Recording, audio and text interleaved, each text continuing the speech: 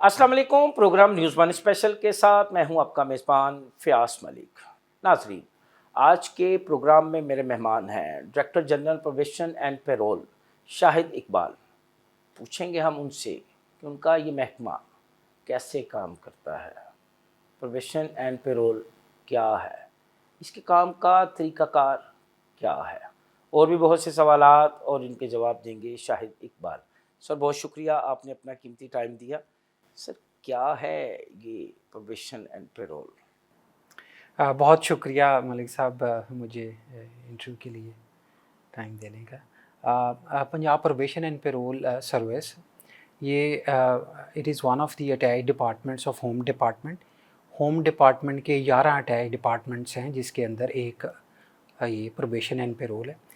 तो इसका जो बेसिक काम ये है कि वो ऑफेंडर्स, यानी जो कोई गलत काम करते हैं, कोई ऑफेंस कमिट करते हैं, माइनर ऑफेंस जैसे बिजली चोरी की है, ट्रैफिक की वायलेशन की है, कुछ चीज़ें महंगी बेची हैं, काइट फ्लाइंग की है, इम्तहान में नकल की है, तो कोर्ट ये देखते हुए कि भाई इनको हम जेल नहीं भेजते, बिकॉज़ वहाँ पे जाके ये हार्डन क्रिमिनल्स के साथ मिलके जो है वो दे वुड गेट अफेक्टेड, तो वो उनको प्रोबेशन के ऊपर हमारे पास भेज देती है। तो Punjab probation and parole service basically across Punjab जो है वो जुडिशरी के साथ एक इन कोलैबोरेशन विद जुडिशरी, ये जो प्रोबेशनर्स हमारे पास माइनर क्राइम्स के लिए आते हैं उनको डील करती है। ये जितने भी आपने मुझे जुर्म गिनवाए, ये सब के सब लोकल एंड स्पेशल लॉ में आते हैं। तो इसमें मज़ीद कौन-कौन से ऐसे जुर्म हैं जो आपके पास आते हैं? अच्छा, इसमें इसमें ये एक अगर मैं आपसे शेयर करूं तो एक बहुत लंबी लिस्ट है, और मिसलेनियस एक कैटेगरी है जिसके अंदर को 20 के करीब ऑफेंसेस जो है वो उसी के 20? 20 ऑफेंसेस उसी में। लेकिन जो मेजर ऑफेंसेस हैं वो मैं आपसे शेयर कर लेता हूँ। अक्रॉस पंजाब सबसे बड़ा जो ऑफेंस है कमिट किया जाता वो अटक से रहीम यार खां, वो बिजली चोरी है। अच्छा जी। और इस वक्त हमारे pass on an average 45,000 Punjab में ये होते हैं। ये नंबर ऊपर भी जाता है, ये 66,000 तक भी हमारे पास रहा है, लेकिन पिछले 2-3 साल जो एवरेज है वो 40 से 45 के दरमियान है। तो इसके अंदर तकरीबन 18-19,000 सिर्फ बिजली वाले हैं। बिजली चोर हाँ, बिजली वाली एग्जैक्टली। 80-90% 80-90 तो नहीं, लेकिन तकरीबन 40-45% जो है आउट ऑफ अगर 100 की परसेंटेज लें तो उसमें ये इलेक्ट्रिसिटी थेफ्ट वाले हैं अच्छा। प्रीडोमिनेंटली। हुँ। सबसे बड़ा ये है, और उसके बाद दूसरा जो है वो आपकी जो जो प्राइस एक्ट की वायलेशन करते हैं वो है। फिर उसके बाद आर्म्स ऑर्डिनेंस का डिस्प्ले, ये एक बड़ा है। इसी तरह लिकर की कंजम्पशन, जो लोग शराब नोशी करते हैं, तो ये 2-3 वो क्राइम हैं जो कि सबसे ऊपर हैं। सबसे बाकी ऊपर। जी, बाकी एक लंबी लिस्ट है हुँ। इन माइनर अगर क्राइम्स। आप उनमें भी हमें कुछ बताएँ ताकि मेरे देखने वाले जो हैं उनको पता चले कि भी ये जुर्म करके हम ना। उसमें काइट फ्लाइंग है, ये साउंड एक्ट की वायलेशन है, अच्छा। और ये वो मेजर क्राइम्स हैं जिसमें ये लोग हमारे पास आते हैं। तो इसकी जो सेक्शंस हैं कि किन किन सेक्शंस में आते हैं, वो मैं आपके साथ पूरी एक लिस्ट शेयर कर लेता हूँ। हुँ। It's quite a long list. हुँ। जी। अच्छा सर, ये आपके पास आ गए, हम बिजली चोरों से शुरू करते हैं, फिर आहिस्ता-आहिस्ता नीचे की तरफ आते हैं। सबसे ज़्यादा बिजली चोर हैं। तो प्रोबेशन पे जब ये आपके पास आते हैं तो फिर आप क्या सजेस्ट करते हैं इनके लिए? कौन-सी सज़ा या कौन-सी ऐसी इनको चीज़ आप कहते हैं कि आपने ये कितने अरसे का भी दौरानिया जी, बताइएगा? जी। ये बेसिकली ये जो प्रोबेशन पे लोग आते हैं थ्रू ए जुडिशियल ऑर्डर आते हैं। लेट्स से एक बंदे ने बिजली चोरी की, लेस्को ने उसके ऊपर पर्चा दे दिया, उसके बाद मामला कोर्ट में चला गया, कोर्ट के अंदर वो अपना वकील लेके आता है। अच्छा, जो जज साहब हैं वो हमारा जो प्रोबेशन ऑफिसर है उसको बुलाते हैं। हुँ। वो कहते हैं मुझे इसकी ना एक सोशल इन्वेस्टिगेशन रिपोर्ट दो। ये कहाँ रहता है, इसके क्या बीवी-बच्चे हैं, इसकी इकोनॉमिक कंडीशंस क्या हैं। अच्छा, फिर हमारा प्रोबेशन ऑफिसर उसके इलाके में जाके घर में उसकी ये इन्फॉर्मेशन कलेक्ट करता है, एसआईआर इसे बोलते हैं। तो ये सोशल इन्वेस्टिगेशन रिपोर्ट वो कोर्ट में सबमिट करता है। अच्छा, कोर्ट ये देखते हुए कि इसके हालात वाक़यात, इकोनॉमिक कंडीशन क्या है, वो 1 से 3 साल तक जो आपका सवाल है उसको प्रोबेशन पे भेजती है। लेकिन प्रीडोमिनेंटली ये जो 40,000 प्लस प्रोबेशनर्स होते हैं, ये इसमें से जो ज़्यादा परसेंटेज है तकरीबन 80% लोग 1 साल के लिए होते हैं। अच्छा। और जो 1 साल के लिए आपका सवाल का दूसरा हिस्सा कि जब हमारे पास आ जाते हैं तो हम क्या करते हैं, जब कोर्ट एक जुडिशल ऑर्डर के ज़रिए उसको हमारे पास हमारे हवाले कर देती है, तो बेसिकली होता तो वो अपने घर में ही है। ये नहीं है कि हमारे पास को अपनी कन्फाइनमेंट है जिसमें हम उसको रखते हैं, नहीं, वो अपने घर में होता है। लेकिन एज़ एंड व्हेन जब हम उसको बुलाएं वो आता है। जब हम उसके साथ क्या करते हैं, हम उसको रिफॉर्म करते हैं, हम उसको उसकी रिहैबिलिटेशन करते हैं और कोशिश करते हैं कि सोसाइटी में एज ए प्रोडक्टिव सिटिंग हम उसे रीइंटीग्रेट कर सकें।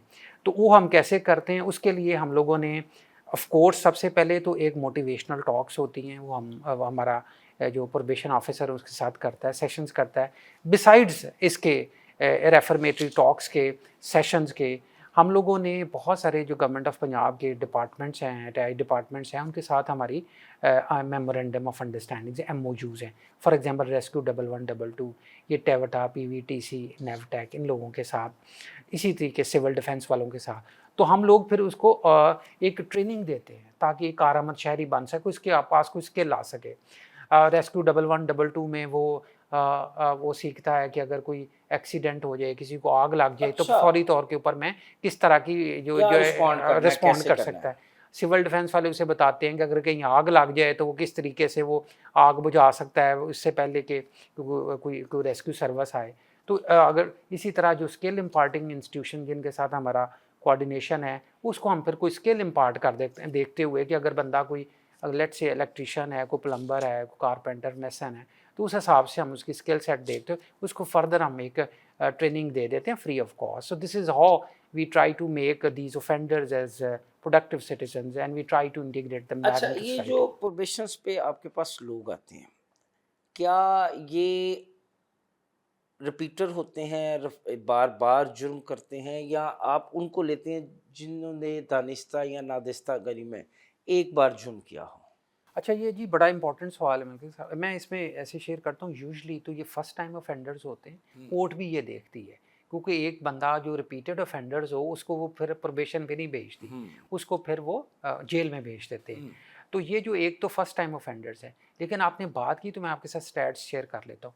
इस वक्त जो हमारे पास 41,000 का नंबर है येस्टरडे 5 PM का, उसके अंदर हमारे पास पूरे स्टैट्स हैं, हमारा एक कॉम्प्रिहेंसिव एक सेंट्रल कंट्रोल सिस्टम है। हुँ। उसके अंदर एक बंदा ऐसा भी है जिसके ऊपर 90 FIRs हैं।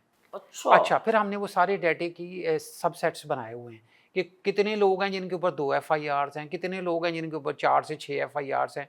तो यूजुअली 95% ऐसे लोग होते हैं जिनके ऊपर सिर्फ एक ही FIR होती है। हुँ। अच्छा, फिर हमने और ये चेक 5% जो है वो अच्छा, रिफेंडर और हैं। रिपीटर्स हैं, लेकिन रिपीटर्स भी यूजुअली जजेस प्रोबेशन पे नहीं भेजते हुँ, रिपीटर्स को। लेकिन वो यूजुअली ये होता है कि चूँकि इस जुडिशरी में अभी तो वो इंटीग्रेशन हो रही है सारी जुडिशरी की, हमारे जो ऑफेंडर्स मैनेजमेंट इंफॉर्मेशन सिस्टम है। हाउएवर जब वो जजेस के पास को केसेस जाते हैं तो उनके पास वो प्रीवियस रिकॉर्ड नहीं होता कि इसके पास इसके खिलाफ कोई पहले भी FIR हुई है। हुँ। या यूजुअली ये भी है कि एक क्राइम उसने लाहौर में कमिट किया, लेट्स से वो दूसरा किसी और जाके तहसील में, ज़िले में जाके करता है, उस सूरत में भी यूजुअली कोर्ट के पास चूँकि ये नहीं होता तो वो चला जाता है। हाउएवर ये हमारे प्रोबेशन ऑफिसर का काम होता है कि जब उसकी वो सोशल इन्वेस्टिगेशन रिपोर्ट तैयार कर रहा हो तो वो ये चेक करे कि क्या इसके खिलाफ पहले भी FIRs हैं या नहीं। हुँ। अच्छा, ये जो आपका आपने बताया कि एसआईआर आपका जो ऑफ़िसर है वो जाता है शहरी के घर, इलाके में जाता है, वहाँ के हालातों वाक़यात को देखता है। तो वो किस कैपेसिटी में जाता है, और क्या इस सर्विसेज़ के कुछ चार्जेस भी हैं?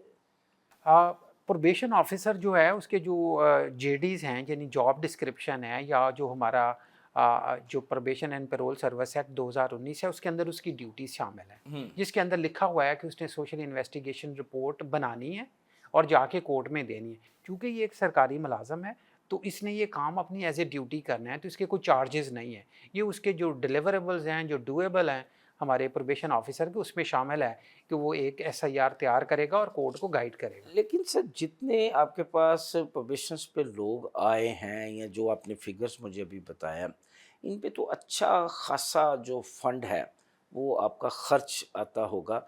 तो आप एक तो मुझे बताइएगा कि फंड का तरीकाकार क्या है, और दूसरा ये भी मुझे बताइएगा, ये जो आप सर्विसेज दे रहे हैं, क्या ये टोटली फ्री ऑफ कॉस्ट होती हैं?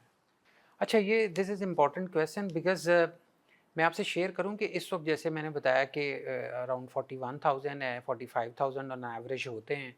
और ये 60,000 भी गए। अच्छा, ये हमारा जो बजट है विज़ावी जेल, अब अगर मैं कंपेयर करूं, जेल में जब एक बंदा, ऑफ कोर्स उसका क्राइम ज़रा हाँ, तो हीनस होता क्रिमिनल है, है वो, ठीक है। वो जेल में जाते हैं, तो जेल के अंदर एक बंदे पे जो खर्चा आता है वो 15 से 16,000 आता है, जबकि हमारे पे 1,000 से 2,000 रुपया मैक्सिमम। तो लेकिन ऑफ कोर्स वहाँ तो उसने कन्फाइनमेंट में रहना होता है, उसको सुबह दोपहर शाम खाना उसको देना पड़ता है सरकार को, प्रेमिसेस की इसके अंदर उसमें शामिल है, जेलों की जो कीप अप है, तो that is why of course समझ आती है कि वहाँ एक्सपेंस बहुत ज़्यादा है। हमारे केस में ये है कि चूंकि उसने अपने घर में ही होना होता है, तो लिहाजा जो है वो उस पे ऊपर हमारा उस खाने तरीके से पीने खर्चा की नहीं, जिम्मेदारी तो आपकी हमारे नहीं। पास नहीं है, घर पे ही होते हैं। हमारी जिम्मेदारी ये है कि महीने में जब हम ये चाहें 2-4 दफ़ा उसको बुलाते हैं, और बुलाने के बाद ऑफ कोर्स जैसे मैंने कहा उसको कि देखते हैं कि इसकी रिक्वायरमेंट क्या है, हम उसके रिस्क एंड नीड असेसमेंट भी करते हैं कि क्या कौन से रिस्क ऐसे हैं। हम थ्रू एक मैट्रिक्स हमने एक टूल डेवलप किया हुआ है कि क्या ये दोबारा तो क्राइम नहीं करेगा, और दूसरी वो कौन सी नीड्स हैं जो अगर हम इसकी पूरी कर दें तो ये दोबारा क्राइम नहीं करेगा। तो इसका अब नीड्स, नीड्स ऑफ कोर्स अगर उसकी कोई इकोनॉमिक नीड्स हैं, उसके पास कोई स्किल सेट नहीं है। अच्छा, ये भी आपके पास जी है। है, हम लोग उसके जैसे मैंने आपसे शेयर किया कि एक तो हम लोग ऑफ कोर्स उसकी एक मोटिवेशनल टॉक्स करते हैं, रेफर्मेटरी सेशंस होते हैं, इंडिविजुअल भी होते हैं और एक ग्रुप की शक्ल में भी होते हैं। लेकिन उसके साथ जैसे मैंने कहा कि जो जितने हैं हमारे अटैच डिपार्टमेंट्स, उसके साथ एमओयू हैं, चूँकि वो भी सरकार के अदारे हैं, तो हम एक मिल के कोलैबोरेशन के नेटवर्क में ये प्रो बोनो होता है, फ्री ऑफ कॉस्ट होता है। रेस्क्यू वाली टीमें हमारे पास आती हैं, वो उनको यहाँ 50-100 लोगों का ग्रुप होता है, वो उनको पूरी ट्रेनिंग्स देती हैं। ट्रैफिक पुलिस वाले आते हैं, सिविल डिफेंस वाले आते हैं। दिस इज़ हाउ, जैसे मैंने कहा कि हम स्किल्स इम्पार्ट करते हैं, this is how we make them productive citizen. अच्छा, बिजली चोरों पे तो बात होगी, थोड़ा सा अदर्स भी आते हैं कि काइट फ्लैग एक्ट, ये भी एक आम जुर्म है। अमूमन इसमें बच्चे जो हैं वो गिरफ्त में आते हैं कानून की, तो उन बच्चों को आप कैसे मोटिवेट करते हैं? फिर आम लोगों को तो पता ही नहीं है, वो कहता है लो जी थाने गए हैं, पर्चा हो गया, अब अदालत जाएंगे, वहाँ ज़मानत होगी या वहाँ से जुडिशल होगा। तो लोगों को तो पता भी नहीं, अक्सरियत को, कि प्रोबेशन एंड पैरोल डिपार्टमेंट भी है और वहाँ उनका एक नुमाइंदा मौजूद है। वो तो पुलिस ऑफिसर तो जी पंजाबी जी कहते तरा कट दिंदा, लो जी उन्हें तो सीधा जेल। अच्छा, बे आपकी बात दुरुस्त है, लेकिन ये भी आपको से मैं शेयर करूँगा कि ये स्टोरी ऑफ द पास्ट है, ये डार्क एजेस की बात है। अच्छा। अल्हम्दुलिल्लाह Punjab probation and parole service जो करंट हमारी पॉलिटिकल रजीम है, जैसे आपको पता होगा कि जो होम डिपार्टमेंट है उसके जो मिनिस्टर हैं खुद चीफ मिनिस्टर होते हैं। तो हमारी जो हम डिपार्टमेंट की है वो चीफ मिनिस्टर साहबा खुद है, तो बड़ा फोकस है। तो होम डिपार्टमेंट कि बाकी जो ऑर्गन्स हैं, जिसके अंदर पुलिस है, जिसके अंदर आपका जेल खाना जात है, जिसके सिविल डिफेंस है, हम लोग हैं, तो बहुत फोकस है। लाइकवाइज 2 साल पहले जब ये गवर्नमेंट बनी तो स्पेशल फोकस इसके ऊपर किया गया, तो बहुत ज़्यादा इसके ऊपर 2 सालों में काम हुआ है। जो वाली बात है कि भाई अगर किसी बंदे के ऊपर पर्चा हो गया तो उसको कुछ पता ही नहीं है, अब ऐसा नहीं है। हमारा एक पूरा मीडिया विंग है और जिसके प्रिंट, इलेक्ट्रॉनिक, सोशल मीडिया और तमाम जो डिफरेंट सोशल मीडिया के प्लेटफॉर्म हैं उनके ऊपर हमारी प्रेजेंस है। हम अवेयरनेस सेमिनार्स करते हैं। एक बड़ी इंपॉर्टेंट बात यह है कि अक्रॉस पंजाब जितनी यूनिवर्सिटीज़ हैं उनके साथ भी हमारे मेमोरेंडम ऑफ अंडरस्टैंडिंग है। तो हम लोग यूनिवर्सिटियों के अंदर जाके उनके स्टूडेंट्स को 200-400 उनके ऑडिटोरियम में पूरा जाके बताते हैं कि प्रोबेशन एंड पैरोल सर्विस क्या है, इसकी ड्यूटीज़ क्या हैं, और वो दिस इज़ हाउ हम डिसमिनेट करते हैं। अब आपके सवाल पे आते हैं कि वो थाने चला गया तो अब एफआईआर हो गई है, कुछ ने पतंग उड़ाई, तो उसमें बात यह अगर तो वो एक जुवेनाइल है, यानी कि उसकी एज 16 साल से कम है, उसके ऊपर थोड़ी और ट्रीटमेंट लगती है। अगर वो जुवेनाइल नहीं है तो और ट्रीटमेंट लगती है। हाउएवर जब वो उसके ऊपर पर्चा हो गया, उसने पतंग उड़ाई और काइट फ्लाइंग एक्ट, तो आपको पता है कि गवर्नमेंट ने अभी उसको नोटिफाई किया है, उसके अंदर क्लैरिटी से बताया है कि क्या क्या गुड, ये जो पतंग उड़ाने वाले के ऊपर क्या क्या उसको सज़ा हो सकती है, उसके पेरेंट के ऊपर, वो सारा। अच्छा, तो लेकिन ये जब वो चले जाते हैं थाने में, तो थाने में फिर जब वो उनको पता चलता है कि अब एफआईआर हो गई है क्योंकि कॉग्निजेबल ऑफेंस था, तो उसके बाद ऑफ कोर्स वो वकील करते हैं, तो बाकी काम उनको वकील गाइड करते हैं। अच्छा, वकील उनको गाइड करते हैं कि भाई ये जो आपने काम किया है, मैं पूरी कोशिश करूँगा कि जज साहब को कायल करने की कि आप बच्चे हैं, आपने पहली दफ़ा किया है, आपको जेल ना भेजें। आपकी जो सोशल इन्वेस्टिगेशन रिपोर्ट है वो भी हम प्रोबेशन ऑफिसर को कहेंगे कि इसके ये सारे मरूजी हालात देख के उसको जज साहब को गाइड करें। दिस इज़ हाउ जो उनके लॉयर हैं वो जो है वो फिर उसको हेल्प करते हैं और इस तरीके से वो कोर्ट में उसको का केस प्लीड करके कि भाई इसको जेल ना भेजें, इसको प्रोबेशन पे भेज दें। तो फिर इस तरह हमारे पास वो 1 से 3 साल तक आ जाता है। फिर बाकी बताया जैसे मैंने शेयर किया कि हम वो रेफर्मेटरी एक्टिविटीज़ करते हैं। जुवेनाइल्स जो हैं इस वक्त मैं आपसे शेयर करूं जो 45,000 का डाटा है, उसके अंदर जो ये 16 साल से कम वाले हैं बच्चे हैं वो तकरीबन 176 के करीब हैं। अच्छा, इसमें फ़ीमेल्स भी हैं, ये भी मलिक साहब मैं आपसे शेयर करूं, फ़ीमेल ऑफेंडर्स भी हैं, बहुत ज़्यादा नहीं हैं लेकिन फ़ीमेल ऑफेंडर्स भी हैं और वो भी यूजुअली बिजली चोरी में कि में आती हैं हमारे पास। फीमेल ऑफेंडर्स कितने हैं प्रोबेशन एंड पेरोल डिपार्टमेंट के साथ, और उनके साथ क्या सलूक करता है ये डिपार्टमेंट, इस हवाले से मज़ीद बात करेंगे। लेकिन यहाँ वक्त हुआ है एक शॉर्ट ब्रेक का, हमारे साथ रहिएगा। वेलकम बैक नाज़रीन, दोबारा गुफ्तगू का सिलसिला वहीं से शुरू करते हैं जहाँ पे हमने ब्रेक पे जाने से पहले मुनक़ता किया था। अच्छा सर, आप बता रहे थे कि बिजली चोरी में ज़्यादातर ख़वातीन जो हैं वो इन्वॉल्व हैं, वो ख़वातीन भी आपके पास आती हैं, तो उनको आप किस तरह डील करते हैं, उनको किस तरह एंगेज करते हैं, कौन सी सर्विसेज जो है वो आप उनको देते हैं? जी बहुत शुक्रिया। इसमें ये है कि ये बहुत ज़्यादा नंबर तो नहीं है ख़वातीन का, जैसे मैंने कहा कि 41,000 में इस तो 170 के करीब अक्रॉस पंजाब, पूरे पंजाब में इस वक्त ख़वातीन हैं। और जो ख़वातीन भी मैंने देखा है कि यूजुअली वो ये जो इलेक्ट्रिसिटी थेफ्ट है उसमें हमारे पास आती। अब उनके साथ हम कैसे हमारा रिफॉर्म्स हम उनको कैसे कैसे डील करते हैं, जो इसमें हमारा कानून है वो ये कहता है कि जो फीमेल प्रोबेशनर आएगी उसको फीमेल ऑफिसर ही डील करेगी। This is very important. तो हमारे पास जो हमारे फीमेल प्रोबेशन ऑफिसर्स हैं वो फिर उनको डील करती हैं, यानी कोर्ट से उनके हवाले ही उनको किया जाता है। और जब उनके रेफर्मेटरी सेशंस होते हैं उस वक्त भी वो जो हमारी फीमेल प्रोबेशन ऑफिसर है वो उनके साथ डील करती है। तो ये एक इम्पॉर्टेंट अच्छा, मुझे सर ये भी बता दीजिएगा कि पूरे पंजाब में आपके कितने सेंटर हैं और कितने प्रोबेशन ऑफिसर्स हैं आपके? क्योंकि पंजाब तो एक बड़ी आबादी है, सूबा है सबसे बड़ा आबादी के लिहाज से। जी, ये भी इम्पोर्टेंट आपका क्वेश्चन है। ये हमारे पास जो प्रोबेशन ऑफिसर्स हैं अक्रॉस पंजाब 36 डिस्ट्रिक्ट्स में वो 100 है। 100 जो हमारी सैंक्शंस रहते हैं, ये हमारे प्रोबेशन और पेरोल ऑफिसर्स हैं। लेकिन इसके साथ हमारे असिस्टेंट डायरेक्टर 14 हैं, 11 डिप्टी डायरेक्टर्स हैं, 2 हमारे डायरेक्टर्स हैं जो हेडक्वार्टर में होते हैं। तो ये लेकिन इसमें यह है कि एक डिस्ट्रिक्ट जैसे लाहौर है तो लाहौर के अंदर 4 कोर्ट्स हैं, सेशन कोर्ट है, डिस्ट्रिक्ट कोर्ट है, कैंट कोर्ट है। तो उसके अंदर फिर उसमें हमने 8 पोस्ट हैं प्रोबेशन ऑफिसर्स की। तो this is important to know कि किसी डिस्ट्रिक्ट में ज़्यादा भी हैं, किसी डिस्ट्रिक्ट में सब्जेक्ट टू कि वहाँ पे काम कितना है। लाहौर में जैसे 4 कोर्ट्स हैं। लाइकवाइज अगर आप नंबर स्टैट्स देखें तो सबसे ज़्यादा इस वक्त प्रोबेशनर्स हमारे पास बहावलपुर में है। अच्छा। हाँ, 7 to 8,000 के दरमियान। जी, बहावलपुर जो है उसके अंदर डिवीज़न की मैं बात कर रहा हूँ कि डिवीज़न बहावलपुर, बहावलनगर, रहीम यार खान, तीनों डिस्ट्रिक्ट। लेकिन अगर आगे सिंगल डिस्ट्रिक्ट भी देखा जाए तो वो बहावलपुर ही है। तकरीबन 6,000 तो बहावलपुर में है, बाकी फिर बहावलपुर, बहावलनगर और रहीम यार खान में है। तो ये साउथ में ये सबसे बड़ा हमारा डिस्ट्रिक्ट है। इसी तरीके से अगर दूसरे नंबर पे मैं आपसे शेयर करूँ तो वो साहिवाल और लाहौर है। अच्छा जी। ये दूसरे और तीसरे नंबर पे है। चौथे नंबर पे इसी तरीके से आपका सरगोदा और फिर 5वें नंबर पे ये मुल्तान आ जाता है। लेकिन जो सबसे कम है और ये मैंने हिस्टोरिकली डाटे में देखा है वो रावलपिंडी है। रावलपिंडी में कभी भी प्रोबेशनर जो है वो मैंने देखा है कि कुछ 100 से ज़्यादा नहीं गए, 400, 500, 600 किसी भी पॉइंट इन टाइम पे। अब ये सवाल बनता है कि ये क्या वजह है कि कौन सी ऐसी पॉकेट्स हैं जहाँ पे हमेशा ज़्यादा होते हैं और उसके क्या अवामल है।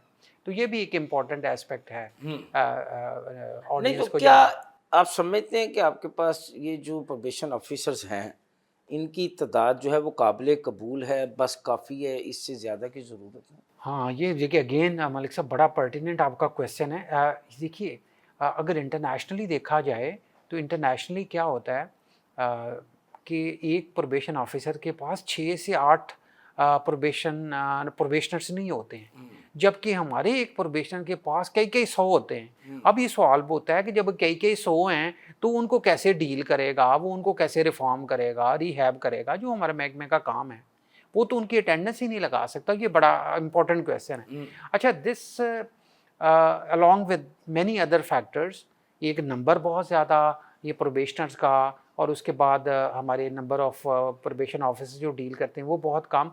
तो जब हमारा 2019 में ये डिपार्टमेंट, इसको हमने रीवैम्प किया, रीस्ट्रक्चर किया, और इसका नाम हमने, पहले रेक्लेमेशन डिपार्टमेंट होता था, पंजाब रेक्लेमेशन डिपार्टमेंट, उसके बाद इसका नाम रख दिया गया Punjab probation and parole service. 2019 के बाद 2019 में ये हमारा एक्ट बन गया। अच्छा, इससे पहले क्या था सर? रेक्लेमेशन डिपार्टमेंट इसको बोलते थे। यानी एक डमी सा डिपार्टमेंट? डमी तो नहीं है, हिस्टोरिक डिपार्टमेंट था। बिफोर पार्टीशन ये काम कर रहा था। लाइक 1926 और 1927 का एक हमारा एक्ट, और इसी तरह 1960 और 1961। लेकिन सर, अगर जिसके बारे में जानता ही कोई ना हो, चलें 2019 में जब ये सामने आया, आप जैसे कुछ ऑफिसर्स आए, उन्होंने इसमें इकदामात किए, तो लोगों को पता चलना शुरू हो गया। लेकिन अब मैंने जैसे पहले भी, अब मैं ये बात दोबारा रिपीट कर रहा हूँ कि अब भी लोगों की एक बड़ी तादाद जो है वो इससे लाइलम है।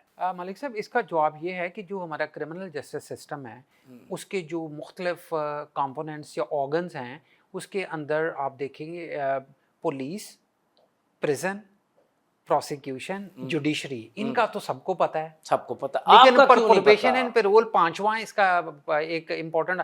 लेकिन this is as you get along you get to know कि जब आपका किसी रास्ते में जाते हैं तो आपको पता है, जो बिजली चोरी करता पता है, उसे शाम को पता चल जाता है वकील के ज़रिए कि भाई एक ये भी स्टेट का एक ऑर्गन है जो कि मुझे कोई डिस्पेंसेशन दे सकता है। This is very right, but as I shared it with you earlier कि भाई बैक देन ये इसी तरह था। लेकिन ये जब ये डिपार्टमेंट को हमने रीस्ट्रक्चर किया, इसका नया एक्ट बन गया, 2019 में बना, फिर अभी पिछले साल 2025 में इसके रूल्स भी बन गए।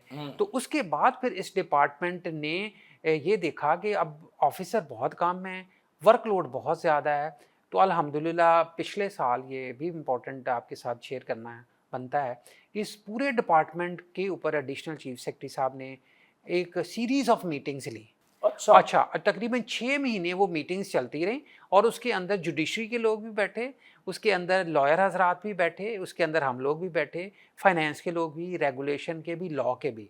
उसके अंदर एक सीरीज़ ऑफ प्रेजेंटेशंस और स्टैट्स एनालिसिस उनका किया गया, और उनको ये सारे फैक्टर्स बताए गए, और इंटरनेशनल मॉडल्स उनको बताए गए। तो उसके बाद अल्हम्दुलिल्लाह फिर एडिशनल चीफ सेक्रेटरी साहब की अप्रूवल से एक समरी मूव हुई। तो चीफ कैबिनेट ने और चीफ मिनिस्टर साहबा ने इस महकमे को अल्हम्दुलिल्लाह रीस्ट्रक्चर किया। जो 100 ऑफिसर्स ग्रेड उस वक्त वो 16 में होते थे।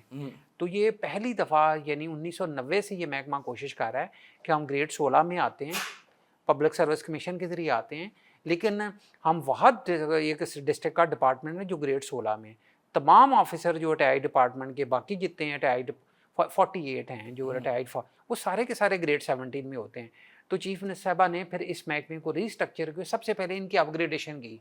तो जो ग्रेड 100 ऑफिसर 16 में थे उनको ग्रेड 17 कर दिया, और साथ ये देखते हुए कि इन्होंने बहुत ज़्यादा इनके ऊपर वर्कलोड है, तो उन्होंने कहा कि भाई ये ऑफिसर जाते हैं, डिस्ट्रिक्ट में भी काम करते हैं, जाके इनको तहसीलों में भी जाना पड़ता है, तो इनके लॉजिस्टिक प्रॉब्लम्स भी हैं।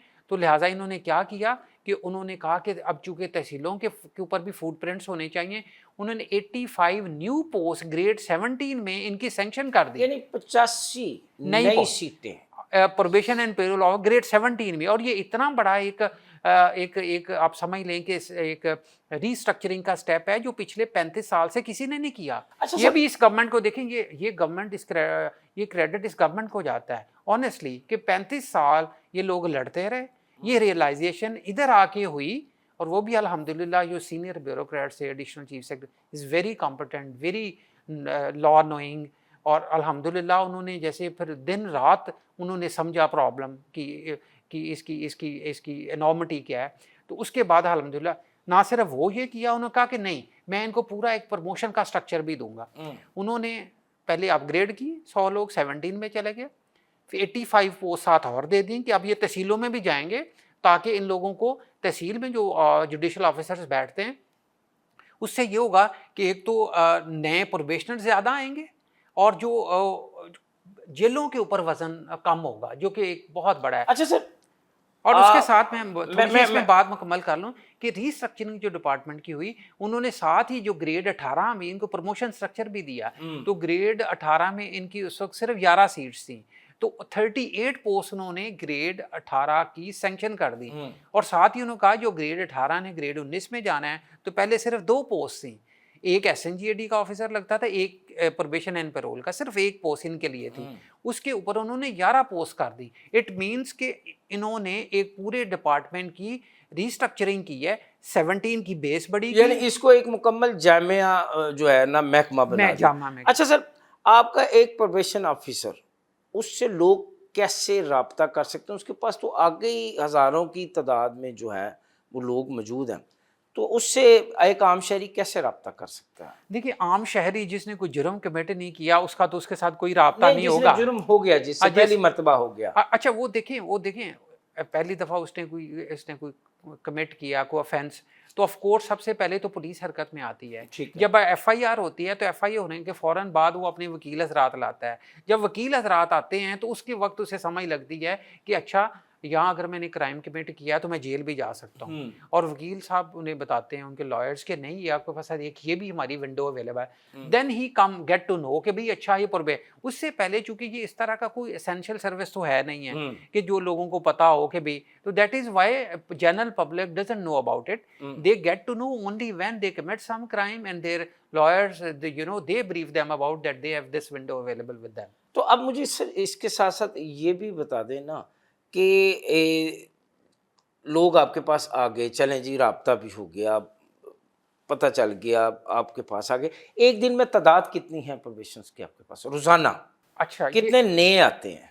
अच्छा, this is very again it's a very pertinent question. अच्छा, उसमें ये ना जो डेली इन एंड आउट है, क्योंकि ये स्टैटिक डाटा तो है नहीं है, ये डायनामिक डाटा है। जिनकी प्रोबेशन उस डेट को, यानी लेट से आज 15 है, आज 15 की 5 बजे जिनकी ख़त्म हो जानी है, उन्होंने सिस्टम से निकल जाना है। ठीक है। यानी 1 साल वो हमारे पास रहे, जो हमने उनको रिफॉर्म करना था कर दिया, शाम 5 बजे उसको बाद हम उनको वो रिहा हो गए से मुराद ये है कि हम एक सर्टिफिकेट पुलिस को दे देते हैं कि इसने अपना सक्सेसफुली प्रोबेशन मुकम्मल कर दिया। कोर्ट को भी हम बता देते हैं, क्योंकि जुडिशियल ऑर्डर के जरिए हमारे पास आया होता है, वो तो चले। तो इसमें जो आपने डेली पूछा, तो डेली इन एंड आउट आपसे समझ 150 के करीब ऑन एन एवरेज डेली नए आते हैं, और ऑन एन एवरेज इतने ही के करीब सिस्टम से निकल जाते हैं, लेकिन कभी ज़्यादा कभी कम। कल के डाटा अगर मैं आपसे शेयर करूँ ना, तो जो नए आए थे वो तकरीबन अराउंड 50 थे, जो निकले थे वो 150 थे। कुछ गुज़श्ता दिनों आपके पास सोशल मीडिया एक्टिविस्ट हैं, कोई रजब भट्ट, वो भी आपके पास आए थे, कितने अरसे में वो आपके पास रहे, या अभी भी वो नहीं, उनका प्रोसेस अभी वो still they have he has not been handed over to probation. उनका अभी वो जो जुडिशियल है प्रोसेस वो चल रहा है। तो अगर तो वो सज़ा कोर्ट ने उनको प्रोबेशन पे कर दिया तो फिर हमारे मेहमान बनेंगे। नहीं, कुछ आए थे आपकी तरफ से, उन्हें कुछ सोशल एक्टिविटीज़ का कहा गया था कि भाई इतना अरसा ये सोशल सर्विसेज आपने वो late me share it with you. वो हमारे पास इस तरह अभी प्लेस नहीं हुए हैं, लेकिन हाउएवर ये आप वाली बात है कि उसके वकील ने उसको बताया था कि अब आपके पास ये विंडो अवेलेबल है, अगर आप वहाँ चले जाएंगे तो फिर आपको जो है अंडर सुपरविजन इनके रहना पड़ेगा। अच्छा सर, ज़्यादा कौन सी आपकी ऐसी सोशल एक्टिविटीज़ के लिए आप कहते हैं कि अगर एक बंदा आपके पास आ गया किसी भी जुर्म में, आम नौयत के जुर्म में, तो आप किस कौन कौन सी कैटेगरीज में रखते हैं, कौन कौन सी सोशल एक्टिविटीज़ उसको बतौर सज़ा? अच्छा, इसमें ये था कि अगेन जब महकमा रीस्ट्रक्चर हो रहा था, international models probation and parole के स्टडी किए जा रहे थे, तो ये पता चला तो इंटरनेशनली प्रोबेशनर्स को जो डील किया जाता है, जो एक सेक्शन है वो तो हम कर रहे हैं, यानी उनकी हम देखते हैं कि इनकी प्रॉब्लम्स क्या हैं, उनको हम काउंसलिंग भी करते हैं, उनको हम रेफर्मेटरी सेशंस भी करते हैं, कुछ स्किल सेट भी इम्पार्ट करने की कोशिश करते हैं।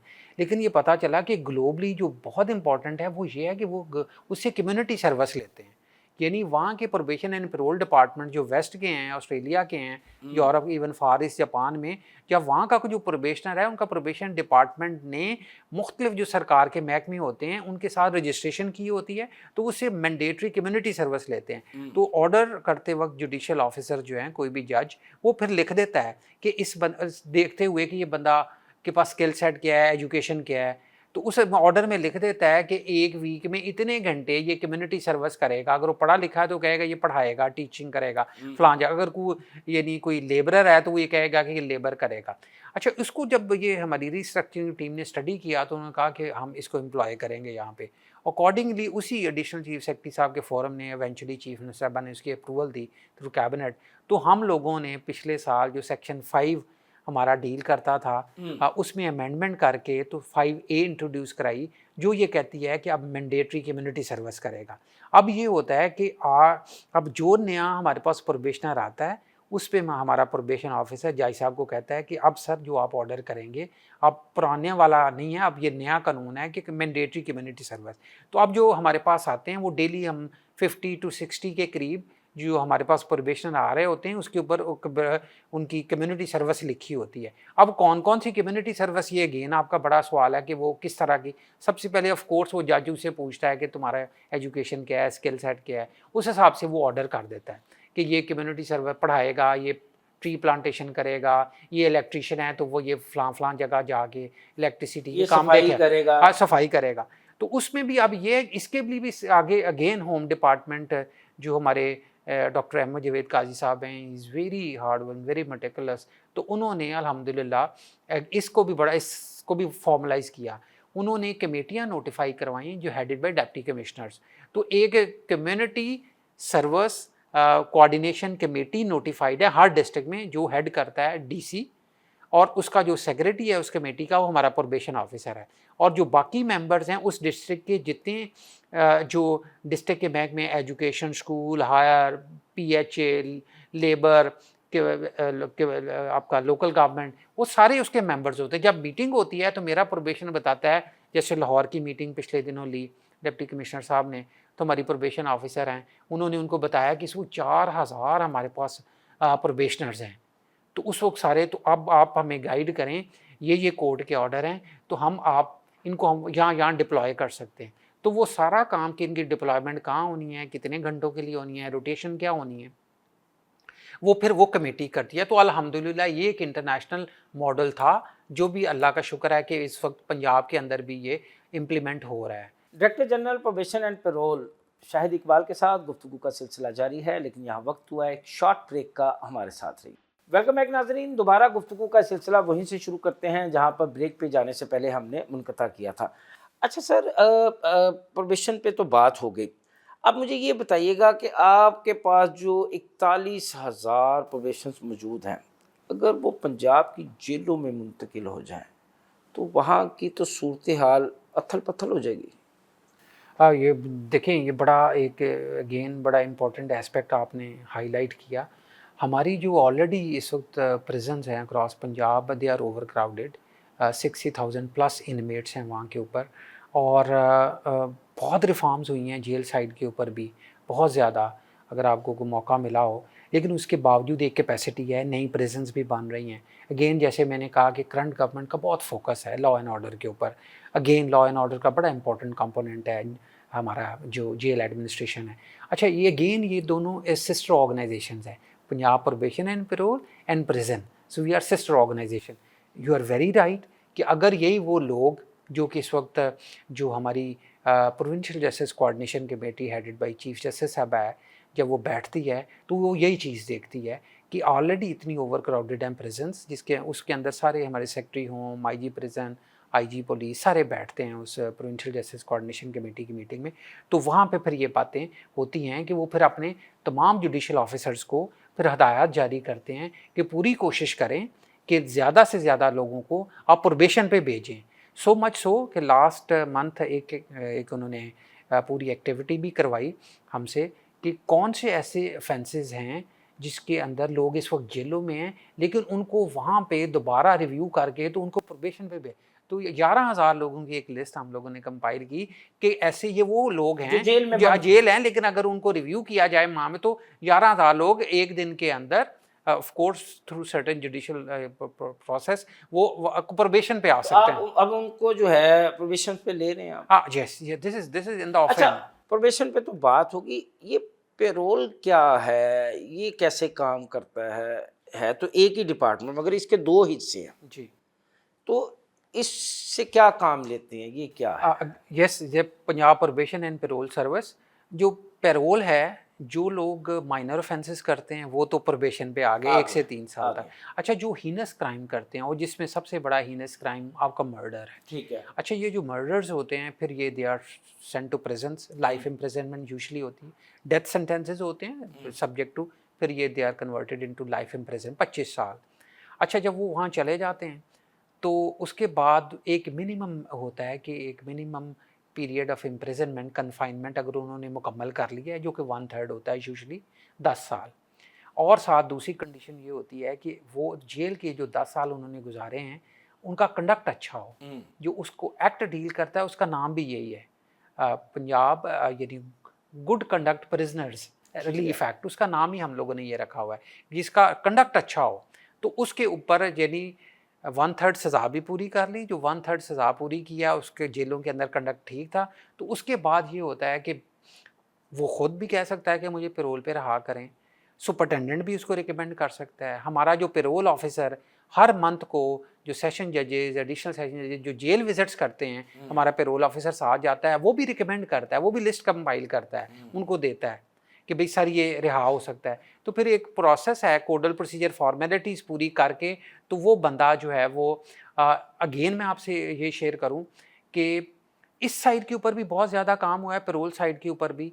पहले जो इसकी अथॉरिटी थी, एडमिनिस्ट्रेटिव अथॉरिटी, ये एक एडमिनिस्ट्रेटिव ऑर्डर के ज़रिए रिलीज़ होता है, यानी secretary home was the competent authority to release any heinous crime prisoner who has a good conduct in the prison, उसको पेरोल पे रहा कर सकता था। लेकिन जो नया हम लोगों ने जो 2019 का एक्ट बनाया उसका सेक्शन 10 बताता है कि अब एक पेरोल बोर्ड होगा। पेरोल बोर्ड जो है वो headed by additional secretary prison होगा, और उस पेरोल बोर्ड के अंदर डीआईजी जो है प्रिजन वो उसका मेंबर तो है। क्या उसकी सजा जो है बकिया वो माफ कर देते अच्छा हैं? जी, उसमें माफ़ नहीं होती है। अच्छा। उसमें ये होता है कि वो जब उसको पेरोल बोर्ड रिकमेंड कर देता है, पेरोल बोर्ड के बाद वो हमारी sub committee of cabinet on law and order, SCCLO कहते हैं, हेडेड बाय मिनिस्टर जो हैं हमारे होम के, वो और 3-4 मेंबर्स और हैं जो इसमें मिनिस्टर्स हैं, secretary home, IG prison, they are all members, special branch के एडिशनल आईजीपी उसके मेंबर है। वो फाइनल फोरम है जो ये देखता है, उसमें केस प्रेजेंट किया, मैं खुद डीजी एज ए डीजी उसका केस प्रेजेंट करता हूँ, प्लीड करता हूँ कि हमने पूरे चेक्स एंड बैलेंसेस देख लिए, ये बंदा is eligible to be release on parole. अब आपका सवाल ये है कि क्या वो अपने घर चला जाता है? नहीं, ऐसे तो नहीं फिर है। कहाँ जाता है? उसमें ये होता है कि हम लोगों ने लोगों को, आप भी उसमें शामिल हैं, हम लोगों ने एम्प्लॉयर्स अपने पास रजिस्टर किए होते हैं कि ये जो बंदा, वो एम्प्लॉयर्स हमें दरख्वास्त देता है कि आपके पास जो कोई जेल से रहा होकर पेरोली आया है, आप ये जो रिमेनिंग इसका पीरियड है, एक बॉन्ड होता है, एक फॉर्म होता है, वो फिल करके तो वो जो रिमेनिंग हम फिर उस एम्प्लॉयर के हवाले कर देते हैं। जो रिमेनिंग उसका सेंटेंस है वो एम्प्लॉयर के पास वो काम करता है, उसकी 1 महीने की तनख्वाह भी होती है, वो घर नहीं जा सकता अपने, और यूजुअली वो घर नहीं जा सकता? क्या घर नहीं जा सकता, जो एम्प्लॉयर है उसके हम हवाले करते हैं। और ये भी शर्त है कि वो एम्प्लॉयर जहाँ उस बंदे ने जुर्म किया हो, वो जो एम्प्लॉयर है वो उससे 200 किलोमीटर दूर हो, 200 किलोमीटर मिनिमम 200 किलोमीटर। उसकी रीज़न है कि ये ऐसा ना हो कि अगर एक बंदे ने कहीं कत्ल किया है उसके बाद ऐसे एम्प्लॉयर के हवाले कर दें जो उसी विसिनिटी में हो जहाँ जुर्म हुआ हो, तो वो जो उनके अपोनेंट हैं ये दोबारा लड़ाई ना कर लें। यानी आपके पास इख्तियार है कि जिसको चाहे जेल भेज दें और जिसको चाहे जेल से निकाल दें? इख्तियार की बात ही, ये कानून कायदे की बात है और बहुत एक लंबा प्रोसेस है जिसके ज़रिए होता है ये बंदा। और मैं बताऊँ बड़ी वहाँ पे बड़ी इख्तियार तो है ना जी, ये इख्तियार भाई। एक बंदे ने जुर्म किया, आप उसको जेल नहीं भेजते, प्रोबेशन पे ले जेल लेते में हैं। उसने जुर्म किया, जुर्म करने के बाद उसने सज़ा काटी और बहुत अच्छी नहीं, सज़ा आप काटी। उसको परमिशन पे ले लेते अच्छा, हैं। हमने उसके बाद जो पेरोल पे हम उसको रिहा करते हैं हाँ। वो भी ये देखते हैं कि इसने 10 साल यानी 1/3, हमारा कानून कहता है कि 1/3 उसने सज़ा पूरी की है और उसका जेल के अंदर कंडक्ट इसमें बड़ा अच्छा पसंद है। नापसंद भी होती है। अच्छा, पसंद नापसंद कंट्रोल में नहीं होती। उसकी वजह ये है कि जब आप एक बहुत बड़ा फोरम बैठता है, sub committee of cabinet and law and order, वो बैठती है, जैसे मैंने बताया तमाम हाई अप्स उसके मेंबर होते हैं और इतनी हीटेड डिबेट होती है। और मैं ऑनेस्टली आपसे शेयर करता हूँ, अगेन ये मीडिया को पता होना चाहिए कि जब मैं केसेस लेके जाता हूँ 25 लोगों के, डिस्पाइट माई फुल प्रेपरेशन और फुल प्लीडिंग, वो 4 से 5 रिहा होते हैं।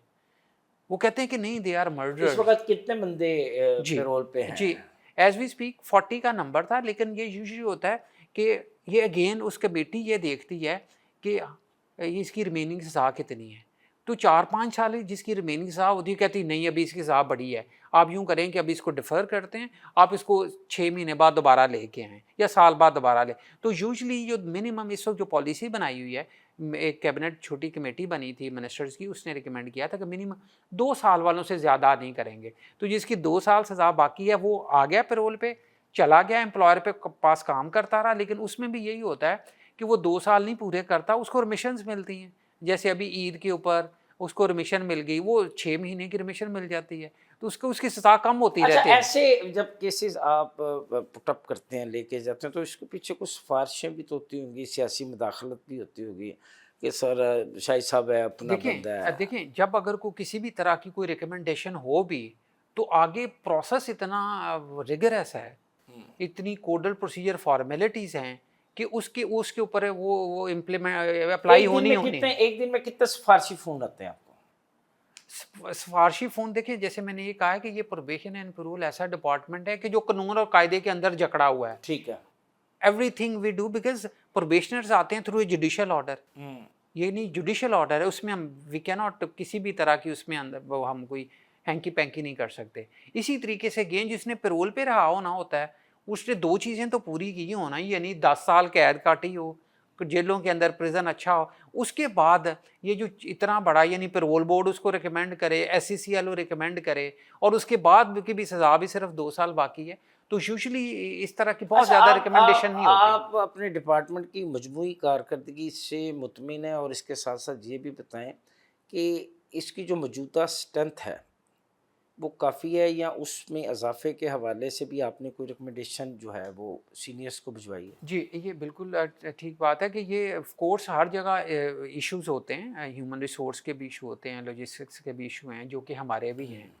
और लेकिन ये है कि जैसे मैंने आपसे शेयर किया कि महकमा तो हमने अल्हम्दुलिल्लाह 35-36 साल बाद रीस्ट्रक्चर कर दिया है। वो तो कैबिनेट ने, चीफ मिनिस्टर साहबा ने सारी रीस्ट्रक्चरिंग अप्रूव कर दी है, और ये भी आप यकीन करें कि ये they are so happy and हमारे जितने ऑफिसर हैं कि उनको 35 साल बाद ग्रेड 17 मिला है, और साथ एक प्रमोशन स्ट्रक्चर मिला है। एक तो ये है कि हमारी ह्यूमन रिसोर्स नीड जो है वो अल्हम्दुलिल्लाह पूरी हैं। जो 22 ऑफिसर्स हमें थ्रू पब्लिक सर्विस कमीशन अभी हमने रिक्रूट किए हैं। अच्छा। तो 100 जो इस एग्जिस्टिंग स्ट्रेंथ है, 85 कैबिनेट की अप्रूवल भी होगी, फाइनेंस ने उसको सैंक्शन भी कर दिया है। अब हम इश्तहार देंगे PPSC के ज़रिए, और उनका रिक्रूटमेंट का प्रोसेस इतना शुरू हो जाए। पुराना महकमा सर, लेकिन इसके रिफॉर्म्स का ख्याल इतनी देर से क्यों आया? इसको इतनी तख़ीर से अपग्रेड क्यों किया गया? पहले क्यों नहीं किया गया? आप नहीं समझते कि देर हो गई? हाँ, अगर देखा जाए तो it took quite some time, और 2019 में जाके ये सर्विस बनी, और उससे पहले जैसे मैंने कहा कि एक बिल्कुल एक छुपा हुआ और रेस्ट एरिया। एक छुपा हुआ डिपार्टमेंट था। उसकी वजह भी है कि चूँकि ये डील करता था ना, वो एक ऐसे लोग जो कि यानी ऑफेंडर्स हों, तो उस तरह ऑफेंडर्स ही इसको समझ सकते हैं कि ये क्या था। लेकिन anyways whenever it came to, ये डिपार्टमेंट जो है वो रीस्ट्रक्चर हुआ, और फिर बड़े शानदार तरीके से हुआ। हमारी मैं आपसे शेयर करूँगा कि आपने का सवाल था कि आपके फुटप्रिंट्स कहाँ-कहाँ हैं। तो बात ये है कि ये भी मैं बताऊँ कि पिछले 2 साल में इसी गवर्नमेंट ने के होते-होते ही हमारे जो कोई ऑफ़िस नहीं था, रेंटेड प्रेमिसेस में थे। DG ऑफ़िस भी एक रेंटेड प्रेमिसेस में था। उसके बाद जो हमारे डिविजनल ऑफिसेज भी रेंटेड प्रेमिसेस में, तो जो डिस्ट्रिक्ट के ऑफिस थे वो कोर्ट रूम ने छोटे-छोटे कमरे दिए हुए थे, मेरे प्रोबेशन ऑफिसर वहाँ बैठते थे। हाउएवर पिछले 2 साल में 5 ऑफिसेज अल्हम्दुलिल्लाह मुकम्मल हो गए हैं। ये जिस ऑफिस में आप बैठे हैं, डायरेक्टरेट जनरल, ये प्रोविंशियल हेडक्वार्टर है, आपने देखा है, ये state of the art building है, ये आपको कहीं से सरकारी बिल्डिंग नहीं लग रही होगी। It's a corporate culture environment. एक ये हुआ, उसके बाद मुल्तान में यानी सदर्न पंजाब का एक हेडक्वार्टर वहाँ बन गया। इसी तरह की 4 स्टोरीड बिल्डिंग है, top of the line, again उसके ऊपर भी लाइक 250 मिलियन प्लस उसके ऊपर। हैसियत director general probation and payroll, Shahid Iqbal की तरजीहात क्या हैं? क्या समझते हैं कि यार मैं अगर ये करूं तो ये महकमा जो है ना ये ऊपर की तरफ जाएगा? बिल्कुल अगेन बड़ा अच्छा सवाल है। तो बात मैंने ये- तकरीबन जी, सारे सवाल बड़े जी, अच्छे जी, किए नहीं हैं। नहीं नहीं, you studied quite a lot, लेकिन let me share it with you कि देखिए किसी भी ऑर्गेनाइजेशन की स्ट्रेंथ जो है वो lies in two things. Number one कि उसकी ह्यूमन रिसोर्स कैसी है, human resource is the biggest sector. दूसरा कि जो ह्यूमन रिसोर्स है उसके ऊपर कितनी इन्वेस्टमेंट हो रही है थ्रू ट्रेनिंग और फिर सीपीडी कंटिन्यूअस प्रोफेशनल डेवलपमेंट, एक ये एस्पेक्ट है। दूसरा बड़ा किसी भी ऑर्गेनाइजेशन की जो स्ट्रेंथ होती है वो देखती है उसकी आईटी, कितना वो आईटी सावी है। तो as I join this department पिछले 2 साल में ये भी मैं आपसे क्लेम करता हूँ कि अभी तो हम लोग ई फोर्स पे पिछले कपल ऑफ मंथ से पूरी पंजाब गवर्नमेंट चली गई है, लेकिन आज से 1.5-2 साल पहले 2024 में we were the only retired departments of government of Punjab जो कि टोटल पेपरलेस था। हमने अपने एक इंडिजिनस सोर्सेज के साथ हम लोगों ने अपने सारी आईटी के सॉफ्टवेयर्स डेवलप किए, सारा डाटा हम लोगों ने उसके ऑफेंडर्स मैनेजमेंट इंफॉर्मेशन सिस्टम उसके अंदर डाला और उसके बाद हम लोगों ने एक कंप्लीट अपने सिस्टम को, अल्लाह का शुक्र है, आईटी सावी बनाया। लाइकवाइज हमारे